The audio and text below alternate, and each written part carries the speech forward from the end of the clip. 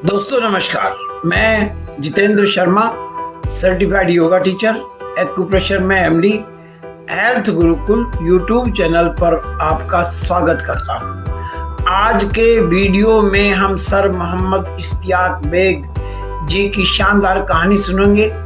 एक ऐसे व्यक्ति की कहानी जो टेलर मास्टर था, एक ऐसे व्यक्ति की कहानी जो पान की ठेली लगाता था और आज वो 12 लाख की टाटा निक्सॉन गाड़ी में चलता है। वो इस सफलता के शिखर पर कैसे पहुंचे, ये आज के वीडियो में हम जानेंगे। यदि आपको आज का वीडियो अच्छा लगे तो इसे लाइक कीजिए, शेयर कीजिए, हमारे चैनल को सब्सक्राइब कीजिए और बेल आइकॉन को प्रेस कीजिए, जिससे आने वाले वीडियोस के नोटिफिकेशन आपको समय पर मिल जाए। चलिए आज का वीडियो शुरू करते हैं।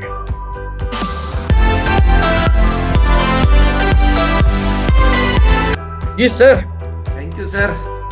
बीएम गुप्ता सर बहुत बहुत थैंक्स, और जितेंद्र शर्मा सर को बहुत बहुत थैंक्स सर। इतने इस मंच पे मुझे बोलने का सौभाग्य प्राप्त हो रहा है, और हमारे भाग्य विधाता हमारे बीसी छाबड़ा जी को भी बहुत बहुत थैंक्स सर। आज इस मेडिकल मॉर्निंग सेशन में मेरा सौभाग्य है कि बोलने को मौका मिल रहा। दोस्तों मैं शुरुआत करता हूँ मेरा परिचय से। मेरा नाम इश्तियाक बेग है, लोग मुझको एरोज के नाम से जानते हैं, और मैं नागपुर से बिलोंग करता हूं। और आरसीएम बिजनेस मेरे लाइफ में 2007 में आया, और आरसीएम बिजनेस से पहले मैं 14 साल की उम्र से टेलरिंग का काम करता था। मैं कपड़े सिला करता था 14 साल की उम्र से। किसी कारणवश मेरे मम्मी पापा पढ़े लिखे नहीं थे, तो किसी कारणवश मैं भी स्कूल नहीं गया। यानी भारत सरकार की नज़र में मैं, आप एक तरीके से कहिए कि मैं अनपढ़ हूँ।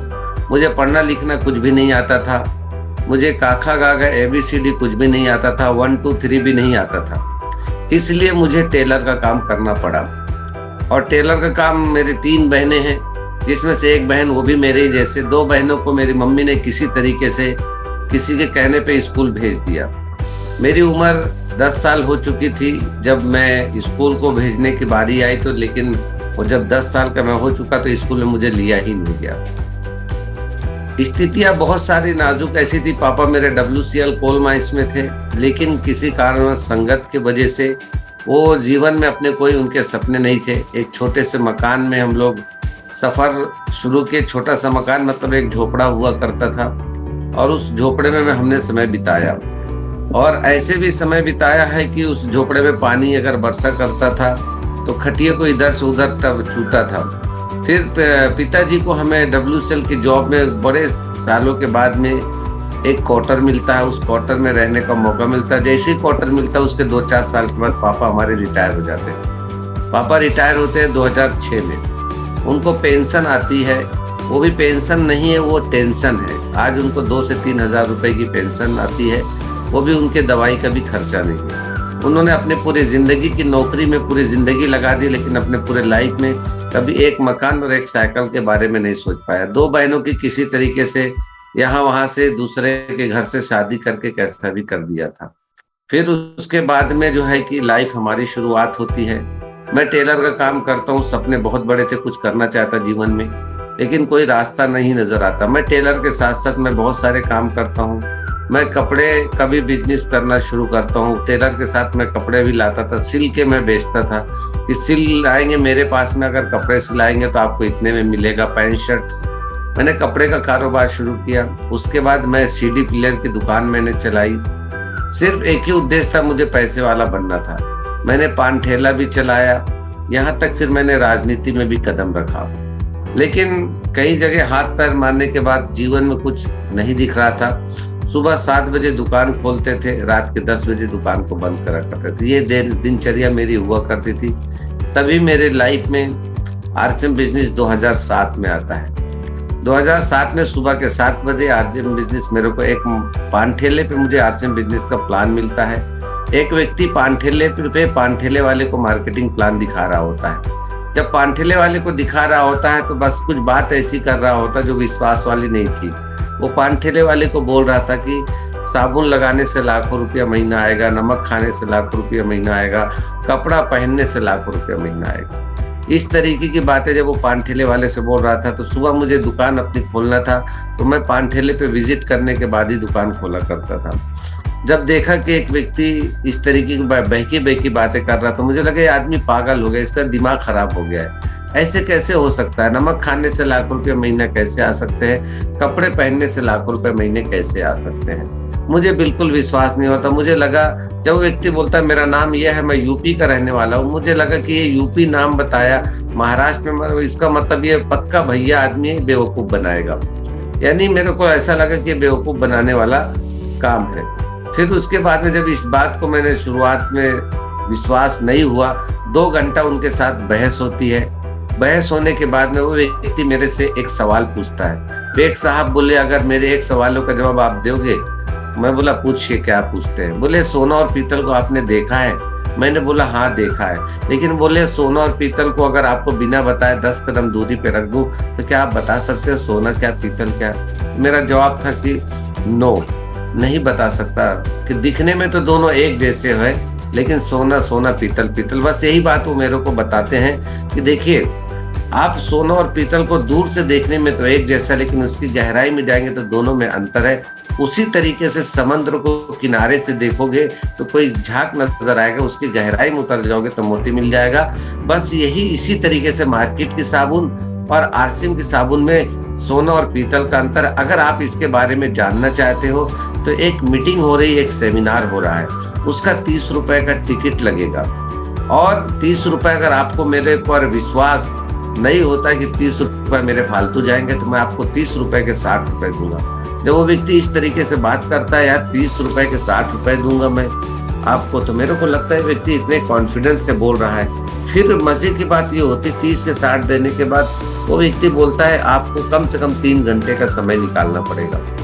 3 घंटे का समय निकालने के बाद में अगर आपको लगता है कि मैं आपका 3 घंटे भी बर्बाद किया हूँ और आपके दुकान का नुकसान अगर 500 रुपए होता है, तो मैं उसके 1000 रुपए भी देने को तैयार हूँ। बस एक बार उस सेमिनार में आप आइए, मेरे बात पे विश्वास के लिए। मुझे लगा इतने कॉन्फिडेंस से एक व्यक्ति बोल रहा है। तो एक यूपी में कहावत थी कि लेव न देव जरा देखते लो, देखने में क्या जाता है। तो देखने के हिसाब से जो है कि मैं वो टिकट ले लेता हूँ, 30 रुपए की टिकट लेके रख देता हूँ, मैं काउंटर में अपने भूल जाता हूँ। वो व्यक्ति का मुझे 2 दिन पहले फोन आता है कि साहब याद है ना, अपने को 2 दिन बाद चलना है।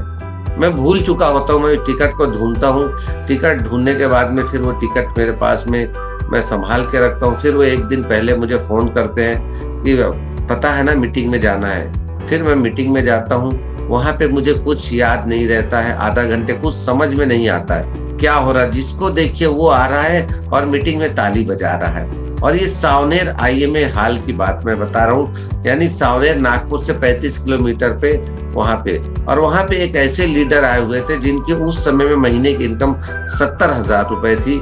तो जो लीडर आए हुए थे, तो वहां पे जो है कि मैं पहली बार इस तरीके की मीटिंग में गया था। तो आधा घंटे कुछ समझ में नहीं आया। आधा घंटे के बाद एक व्यक्ति बोलता है, अब आपके बीच में मैं एक ऐसे व्यक्ति को बुलाने जा रहा हूँ जो कि इस बिजनेस के टेक्निकल अचीवर है, महीने की 70,000 रुपए की इनकम है। मैं खड़ा हो जाता चेयर पे, एकदम यानी स्टैंड होके बैठ जाता हूँ, दिल और दिमाग की 70,000 रुपए। 2006 की मैं बात बता रहा हूँ, यानी कि 2006 और 7 में इस समय पे ये चीज होती है मेरे लाइफ में। और वो मीटिंग में मुझे कुछ समझ में नहीं आता, बस एक बात समझ में आती है। व्यक्ति जब आते हैं और बताते हैं कि पहला एक ऐसा कारोबार है जहाँ पे आपको रॉयल्टी जैसी इनकम मिलती है। मैंने जिंदगी में पहली बार रॉयल्टी सुना था कि रॉयल्टी क्या होती है। पहली बार रॉयल्टी जैसी इनकम के बारे में मैंने सुना। वहां पे बताया गया कि रॉयल्टी सिर्फ 3 लोगों को मिला करती है, या तो साइंटिस्ट को, या तो लेखक को, या तो गायक को। तो फिर जब देखने को पता चला कि चौथी रॉयल्टी आरसीएम से मिलती है, मैं तो कम पढ़ा लिखा था। वहां तो बताया गया कि यहाँ पे कम पढ़ा लिखा आदमी भी कामयाब हो सकता है, रॉयल्टी जैसी इनकम ले सकता है। और उस मीटिंग के बाद जब मीटिंग समाप्त होती तो मैं उस व्यक्ति को फोन करता हूँ और बुलाता हूँ, और मैं इस बिजनेस को साइन करता हूँ। साइन करने के बाद इस बिजनेस की शुरुआत होती है। शुरुआत ऐसे होती है कि मैं पहले महीने में कम से कम एक्साइटमेंट के साथ, मुझे बस उस व्यक्ति को मैं बोलता हूँ मुझे रॉयल्टी चाहिए, मुझे क्या करना पड़ेगा। बोले 500 आदमी को आप जोड़ दो, आप रॉयल्टी चाहिए। मैं बोला बस 500 आदमी को जोड़ना है, और जिंदगी भर काम नहीं करना पड़ेगा। यानी मेहनत एक बार और इनकम बार बार बार बार बार बार लाइफ टाइम।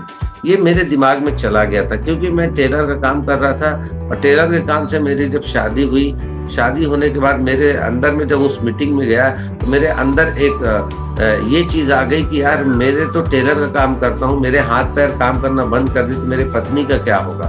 क्योंकि जब मेरी शादी होके आई, मेरी पत्नी आई, तो हमारे समाज में क्या होता, हमारे समाज में क्या होता है, लेडीजें बाहर नहीं जाती, घूंघट में रहती हैं, पर्दे में रहती हैं। तो मेरी जो मैडम थी वो पर्दे में रहा करती थी, 3 से 4 साल तक उनको किसी ने देख भी नहीं पाया था। तो जिसके वजह से मेरे अंदर ये था कि अरे यार मैं अगर खुदा खास्ता ना करे मेरे हाथ पैर काम करना बंद कर दिए, मेरे परिवार का क्या होगा। तो रॉयल्टी इनकम मेरे दिमाग में घर कर गया था कि मुझे रॉयल्टी इनकम चाहिए। तो मैंने 10 दिन में मैंने 60 आदमी को ज्वाइन कराया था पहले टाइम पे। फिर दूसरे महीने में मैं बिजनेस को समझा नहीं था, सीखा नहीं था। फिर एक मीटिंग मैं करवाता हूँ और उस मीटिंग में मेरा एक्साइटमेंट ये बढ़ता है कि बहुत सारे लोग आएंगे। लेकिन मैं उस मीटिंग में देखा तो मैंने पंडाल लगाया, एक लीडर को इन्वाइट किया, लेकिन वहाँ पे एक गेट पे सिर्फ एक गेट पास काटने वाला, एक मैं और एक विजिटिंग लीडर, और कोई आया ही नहीं था। उस समय थोड़ा मनोबल गिरा, लेकिन मेरे अपलाइन ने मुझे बताया कि नहीं, आप इसमें डटे रहिए, ये ऐसा होता है। मैं फिर लगा रहा। बहुत सारे ऐसे चैलेंजेस आए शुरुआती दौर में। जब हम आरसीएम करना शुरू किए तो मेरे अपने लोग मेरे अपना साथ छोड़ दिए, मेरे रिश्तेदारों ने साथ छोड़ दिया कि ये क्या पागलपन कर रहा है, ये आरसीएम में पागल हो गया, ये दीवाना हो गया, इसको कोई यानी दुआ तावीज करा दिया है, ये जब देखो घर में मेहमान आ जाए, कोई भी आ जाए, बस इनसे आरसीएम की बात करता है। तो मैं टेलर का काम करते करते आरसीएम कर रहा था। लेकिन उसी समय पे फिर जो है कि टेलर का काम करते करते मैं क्या हुआ, पापा मेरे रिटायर हो चुके थे 2006 में, और 2007 में मुझे आरसीएम मिला। हम लोग एक किराए के घर में रहने लगे। जब हमें घर से बेदखल हुआ, जब मेरे पापा WCL क्वार्टर को छोड़ रहे थे, तब ऐसा लगा कि जिंदगी के 45 साल उन्होंने WCL को दिया और क्वार्टर को छोड़ना पड़ रहा था। अभी तक लगता था वही हमारा सब कुछ है, लेकिन उस दिन ऐसा लग रहा था कि हम बेघर हो गए हैं। किराए के घर में हम रहना शुरू कर दिए। उसके बाद चैलेंजेस काफ़ी आने लगे। अब टेलर का काम मैं जब तक कर रहा था, टेलर में बहुत बड़ी इनकम तो नहीं थी, सिर्फ दाल रोटी चल पा रहा था। यानी कहते हैं कि टेलर के काम से आप अमीर नहीं बन सकते, दाल रोटी चला सकते हैं। तो दाल रोटी चल ही रहा था। सिलाई का काम करते करते मैं रेडीमेड का जमाना आया, थोड़ा दुकान पे कुछ फर्क पड़ने लगा पहले से ही। और मेरे साथ में जो कारीगर थे, मैं आरसीएम में पूरी तरीके से डूब चुका था। फिर मेरा दुकान में मन नहीं लगा करता था, मैं पूरा आरसीएम फुल प्लेस में करने लगा। धीरे धीरे करके मैंने दुकान को बंद कर दिया। मैं फुल प्लेस में आरसीएम करने लगा। लेकिन उस समय में कोई मेरे पास बड़ी पिन नहीं हुआ करती थी। मैं जोश के साथ में काम करना शुरू किया। फिर थोड़ा सा पैसे का चैलेंजेस आने लगा। परिवार में बच्चे फिर मेरे पास में थे। अब मेरे पास में जो बच्चे थे, उसके बाद परिवार को पालने के लिए पैसा भी चाहिए था, आरसीएम करने के लिए पैसा चाहिए था। फिर मैं काफ़ी संघर्ष करने लगा। काफ़ी संघर्ष के दौर में मैं गुजरने लगा। आरसीएम में करता था तो कभी कभी, अब उस समय मोबाइल का रिचार्ज करने के लिए पैसा आवक जावक यानी उस समय रहता था। लेकिन डाउनलाइन अगर हमें फ़ोन न कर दे, मैं 1-1 रुपया बचा के रखता था, क्योंकि जाने का भी पैसा लगता था। मैं आरसीएम करते रहा। लेकिन इसी समय पे फिर एक घटना होती है कि अब हमारी स्थिति थोड़ी सी खराब हो चुकी होती है, पैसा उतना नहीं होता है, फील्ड पे जाना होता है, परिवार को भी संभालना होता है। तो उस समय पे मैडम के पास में एक समय ऐसा भी आता है कि मैडम के पास में एक लौंग बजती है नाक की, वो मैं सोनार के पास रखता हूँ, क्योंकि मुझे डाउनलाइन को फ़ोन करना होता, पैसे नहीं थे। उस लौंग को मैं सोनार के पास रख के मैं गाड़ी में पेट्रोल भरा के जाता हूँ, और भरा के फिर उसके बाद मैं फील्ड पे काम करता हूँ। और आरसीएम के पैसे के लिए मैं कई बार जब एटीएम में मैं जाता था, तो कई बार जब पैसा हमारा बिजनेस क्लोज यानी फाइनल होता था, तब हम एटीएम में जाते थे। कई बार बार मैं कार्ड डाल के देखता था, अब तो पैसा आ गया होगा, अब तो पैसा आ गया। उस समय में क्योंकि एटीएम जो है कंपनी एक्सिस बैंक का बनाई थी, उस पर 2 लाख का बीमा भी था, तो उस तरीके से देखा करते थे। अब वो पैसा आ जाता तो उससे बड़े संभाल के चलना पड़ता था। अब स्थितियां बहुत सारी नाजुक बन चुकी थी। मैं जोश में आके दुकान तो बंद कर दिया था, लेकिन आगे नहीं सोचा था कि आरसीएम हमारा जो है भविष्य है, वर्तमान को खराब करके भविष्य का निर्माण नहीं किया जा सकता। इतना मेरे पास में होश नहीं था।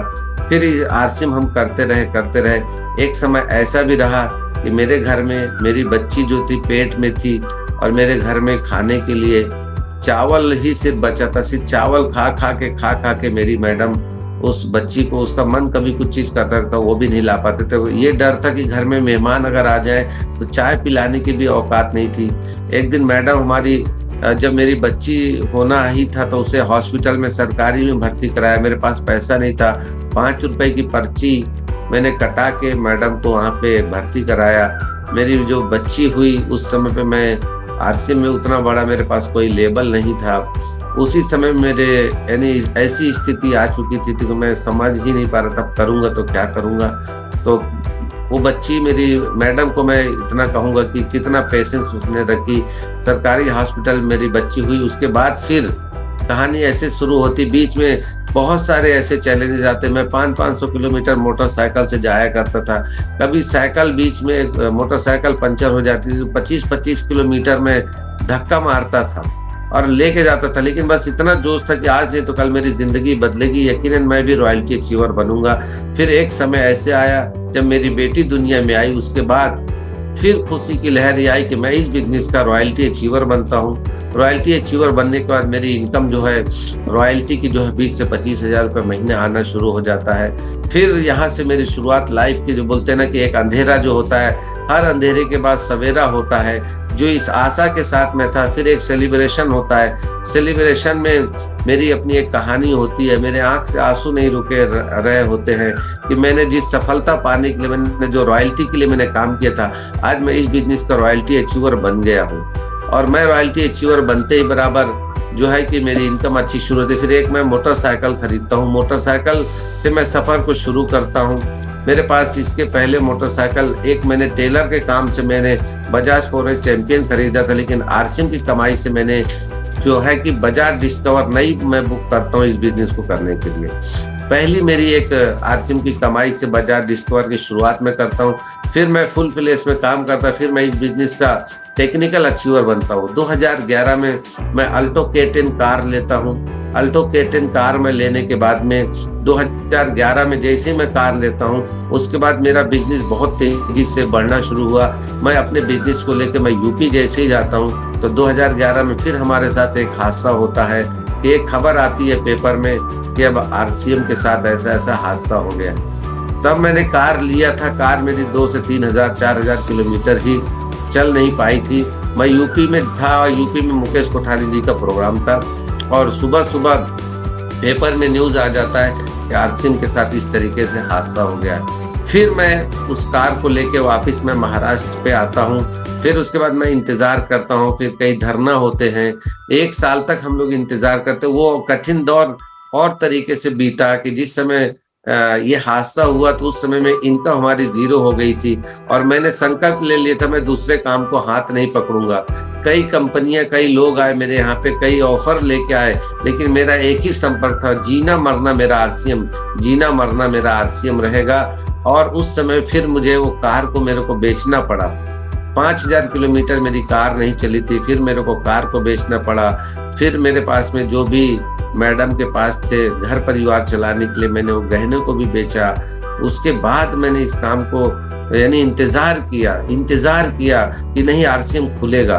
और यकीन जानिए इतना विश्वास, फिर 2012 में आरसीएम फिर से यानी खुलने की न्यूज आती है और उस समय पे वो काला समय फिर चला जाता। उस काला समय पे बहुत सारे संघर्ष रहे। मैं क्या बताऊं, सबने साथ छोड़ दिया था। यहाँ तक मम्मी पापा रिश्तेदार बोले, देखे हम बोलते थे ना कि तुम बर्बाद हो जाओगे, आज आरसीएम नहीं रहा। लेकिन मेरा एक अंदर आत्मा से कहता था नहीं आरसीएम खुलेगा और एक दिन जरूर हम और कामयाबी पे होंगे। मेरे अंदर से था। हम डिप्रेशन में चले गए थे। मैं किसी से बात नहीं करता था, अकेला रहना शुरू कर दिया था। बहुत सारी चीजें हो गई थी, लेकिन बस एक ही चीज आज थी कि आरसीएम खुलेगा। और 2012 में फिर आरसीएम की शुरुआत होती है दोस्तों। फिर हम जीरो से आरसीएम की शुरुआत करते हैं। मेरे अंदर चेहरे पे फिर चमक आ जाती है, मैं फिर तेजी से काम शुरू करता हूँ। हम लोग जीरो से शुरू करते हैं, फिर मैं एक गाड़ी लेता हूँ। उसके बाद फिर मेरे पास जीवन का फिर अंधेरा फिर खत्म होता है, फिर उजाला शुरू होता है। फिर मैं एक गाड़ी लेता हूँ एक्टिवा। फिर एक्टिवा लेने के बाद मैं काम की शुरुआत करता हूँ। फिर तेजी से काम हमारा फिर बढ़ता है। मैं फिर इस बिजनेस का रॉयल्टी अचीवर, फिर इस बिजनेस का टेक्निकल अचीवर बनता हूँ। और दोस्तों इसी तरीके से करते करते फिर उसके बाद हमारे बीच में फिर लॉकडाउन लग जाता है, फिर कोरोना आ जाता है।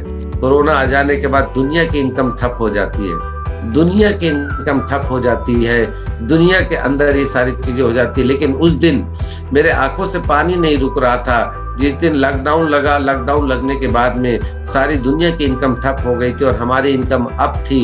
यानी मेरी एक महीने का हाईएस्ट इनकम 1,19,000 आती है, जहाँ पे कि दुनिया परेशान हो जाती है। उस समय में मैं जाके 12 लाख रुपए की टाटा नेक्सॉन कार बुक करता हूँ दोस्तों। उस तरीके की जिंदगी, यानी मेरे को उस दिन लगता है कि नहीं सही मैंने सही काम किया था आरसीएम को ज्वाइन करके। लोगों को मैं पैदल देख रहा था, भाग रहे थे, मर रहे थे, कट रहे थे, किस किस प्रकार की जिंदगी थी लोगों की दोस्तों। मैं आपको स्क्रीन के माध्यम से कुछ फोटो दिखाना चाहता हूँ, यानी वो स्थितियां कैसी थी जिस समय पे मैंने आरसीएम की शुरुआत किया था। स्क्रीन शेयर हो रही है sir? Yes sir, yes sir. मैं आपको एक फोटो दिखाना चाहता हूँ। जब मैंने आरसीएम की शुरुआत किया था तो शुरुआत करते समय पे जो है कि मेरे साथ में मेरा जो ड्रीम था और ड्रीम के साथ साथ में जो मेरा सपना था, और उस सपने में जो है कि उसमें जो है कि उस सपने में मेरे छोटे जो बच्चे थे, मैं उसमें देखा कि मेरी एक स्टोरी उस पे ये थी कि मेरे स्क्रीन में देखिएगा, फोटो आएगी, ये देखिए, ये बच्चे दिख रहे हैं आपको? ये छोटे छोटे ये नन्हे 3 बच्चे थे मेरे को। ये मेरी छोटी वाली बेटी है, मेरी बड़ी बेटी, मेरा बेटा था। और एक पीछे में कैलेंडर दिख रहा होगा। ये मेरा 2007 का सपना था कि मेरे पास कार होगी, मेरे पास मोटरसाइकिल होगी, मेरे पास घर होगा, मैं इस बिजनेस का डायमंड अचीवर बनूंगा, मैं इस बिजनेस के बड़े लेवल पे जाऊंगा और मैं भारत के लिए काम करूंगा। मुझे गर्व होगा कि मैं भारत के लिए काम कर रहा हूँ। ये मेरे पीछे कैलेंडर दिख रहा है 2007 का। अब इस तरीके की मेरी ये स्टोरी थी। इसके बाद में एक चीज मैं आपको और दिखाना चाहता हूँ कि मेरे हालात पहले कैसे थे, मैं कैसे दिखता था पहले। यानी आरसीएम से पहले एक इस तरीके की मेरी जिंदगी हुआ करती थी। मैं एक भूत बंगले की तरह रहता था। लोग ये तस्वीर को देख लीजिए, ये अच्छे तरीके से देखिए कि ये 2007 का ये लड़का जो कभी सोच भी नहीं सकता था, एक कम पढ़ा लिखा लड़का जिसको खुद को विश्वास नहीं होता था कि कभी ये काम कर पाएगा। लेकिन आज आरसीएम की ताकत की वजह से, जिसके पास एक मोटरसाइकिल की औकात नहीं थी, आज 12 लाख रुपए की कार से चलता है। जिसको पढ़ना लिखना नहीं आता था, आज वो इंग्लिश भी लिख लेता है, पढ़ भी लेता है। हिंदी नहीं आती थी, वो भी लिख लेता, पढ़ लेता है। और आज ये सब कुछ अगर कहीं से हो पाया, आज अगर लाइफ में बाहर, आज मेरे तीनों बच्चे इंग्लिश मीडियम में पढ़ रहे हैं। मुझे गर्व है। मेरा बेटा 12वीं में है, एक मेरी बेटी 12वीं भी कर चुकी है, एक बेटी मेरी अभी 10वीं क्लास में है। मेरी मैडम, जिसको मेरे पास हैसियत नहीं थी कि मेरी बिटिया पेट में थी तो चावल खा के रहती थी, आज मेरे वो दिन याद आते। आज मेरे बच्चों के लिए मैं सोचता कि मैंने बहुत बड़ा काम किया। आज मेरी मैडम को मैं एक जोड़े कपड़े नहीं दिला पाता था, लेकिन आज के डेट में अगर वो जाती है मार्केट में तो कपड़े एक जोड़ा नहीं 7-7 जोड़े कपड़े खरीद लेती है। दोस्तों वो दिन को याद कर लेते तो आंख में पानी आ जाता है। लेकिन ये वो दिन नहीं थे, लेकिन आज खुशी के भी ये दिन है कि जिस मम्मी पापा को कोरोना के टाइम पे मैंने देखा, मेरे मम्मी पापा जो सब कोई साथ छोड़ चुका था। कोरोना के टाइम पे मेरे मम्मी पापा यूपी में थे और यूपी में उनको कोरोना टाइप हो गया था। मैं जैसे ही यहाँ से यूपी गया, बॉर्डर पे सबको जाना आना बंद था। उस दिन मैंने आरसीएम की ताकत को देखा। मैं इसी कार से इसी कार से मैं गया था यूपी में और बॉर्डर पे अपना आरसीएम का कार्ड दिखाया था, मुझे जाने मिला, मुझे कहीं नहीं रोका गया। मैं 3 बॉर्डर क्रॉस किए, एमपी और यूपी को क्रॉस करने के बाद जब मैं घर पहुंचा, मेरी मम्मी और मेरे पापा बुखार में तड़प रहे हैं। मेरे को लगा अब ये नहीं बच पाएंगे। मैंने किसी तरीके से मम्मी से हाथ पैर जोड़ के रिक्वेस्ट किया, चलो नागपुर, चलो नागपुर, मैं तुम्हें सही करा दूंगा। लेकिन वो भी रो रहे थे कि नहीं बेटा, अब हमारी जिंदगी ऐसी चलेगी। मैंने किसी तरीके से इस गाड़ी में लाया और अपनी बहन के पास लेके गया। रात के 12 बजे मैंने रिक्वेस्ट किया कि एक बार बहन इनको बोल दो कि नागपुर चले जाएं, ये ठीक हो जाएंगे। मैं अपने मम्मी पापा को इस गाड़ी में बिठाता हूँ। रात के 12 बजे मैं यूपी से लेके आता हूँ नागपुर महाराष्ट्र, और अपनी न्यूट्री चार्ज S5 को मैं देना शुरू करता हूँ और प्रोडाइट को देना शुरू करता हूँ। तो मैं 7 से 8 दिन के अंदर उनके यानी हेल्थ पे सुधार देखता हूँ और 1 महीने के बाद देखता हूँ मेरे मम्मी पापा ठीक हो गए। उस दिन मेरा सीना चौड़ा हो जाता है कि वारे आरसीएम, अगर ये मेरे को कार नहीं लिया होता मैं, तो इस कोरोना में मैं अपने मम्मी पापा को देता। आज मम्मी पापा को मैंने, दुनिया में बोलते सबसे बड़े माँ बाप होते हैं, माँ बाप से बढ़ के कुछ नहीं है, उनकी दुआएं। तो आज इस बिजनेस की बदौलत, अगर कार नहीं होती तो आज मैं अपनी मम्मी की जान नहीं बचा सकता था। दोस्तों, इस तरीके की जो लाइफ स्टाइल स्टोरी थी, ये स्टोरी थी जो कि आज आरसीएम की वजह से, लेकिन आज वो लाइफ स्टाइल हो चुकी है कि आज मेरे पास खुद का करोड़ों का मकान नागपुर जैसे सिटी में है और 1 रुपए का भी फाइनेंस नहीं है। आज एक कमरे पे हम लोग नहीं रह पाते थे किराए के मकान में। आज मेरे घर में कम से कम 1 हॉल, 2 बेडरूम, नीचे है किचन बाथरूम वो है, और ऊपर में 6 कमरे हैं जिसमें मेरे अपलाइनों के लिए रहने के लिए मैंने व्यवस्था बनाई। अभी तो एक आम इंसान की सोच है, अभी तो कार हुआ, अभी तो घर हुआ है, ये तो एक आम इंसान की अभी तो यानी शुरुआत भी नहीं हुई। अब मेन काम तो अब शुरू होने वाला है, जो अब कंपनी ने जो प्लान रहा है, अब जो काम होने वाला, अब तो बड़े बड़े बंगले और करोड़ों रुपए आएंगे। सिर्फ अपने ही नहीं आएंगे, अब लोगों को लाने का भी माध्यम बनेंगे, जो नए भारत का निर्माण, जो आत्मनिर्भर। दोस्तों, इतनी सी बातें मुझे बताना था सर, जैसे इतने बड़े मंच पे आज स्टोरी को लेकर बताना था। थोड़ा सा मैं भावुक हो गया, किसी कारण क्या करें, रोक नहीं सकते अपने आप को। तो बहुत बहुत thanks Jitendra sir, Jitendra Sharma sir और BM गुप्ता सर। ये मेरी स्टोरी थी, ये मेरी लाइफ स्टाइल। अब आज के डेट में एरोज बेग जो टेलर का काम करता था, एरोज के नाम से मुझे जानते हैं लोग, इश्तियाक बेग मेरा नाम है, लेकिन एरोज इसलिए मुझे जानते हैं क्योंकि Eros new fashion tailor, ladies and gents suit specialist मेरे दुकान का नाम हुआ करता था। तो इस वजह मुझे जानते हैं। बहुत बहुत थैंक्स सबको। जय आरसीएम, थैंक यू।